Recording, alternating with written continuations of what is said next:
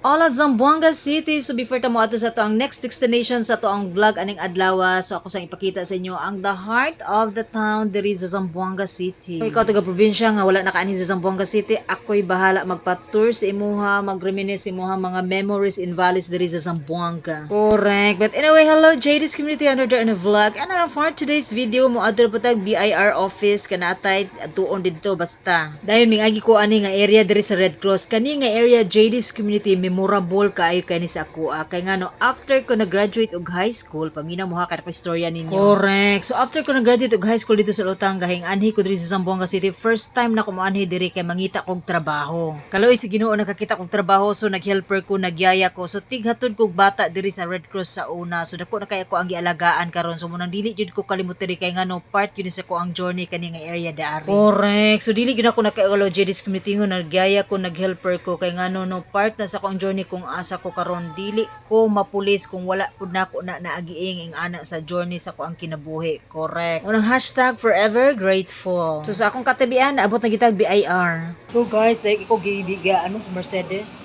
Pag-abot na ko di sa BIR. So gi-accommodate ko. Pero ang issue online na dai karon kung magkuan ka kini BIR ID. So mas convenient siya, accessible siya, dili na ka magpila-pila. So atong picture no, paunsa ang pag-process silahang ID sa BIR. Wait. So, sa tanang mga fly og ID, mao ninyo ang lantaw ha. Okay, sa to picturean. So ana ra day kadali Okay. Okay, online naman, so manguli ta. Pero anyway, at least natay nahibaluan karon nga kung mag-apply day kag ID sa BIR online. So hindi mo na kailangan mag-anhi diri sa ilahang office para mag-file ka og BIR ID.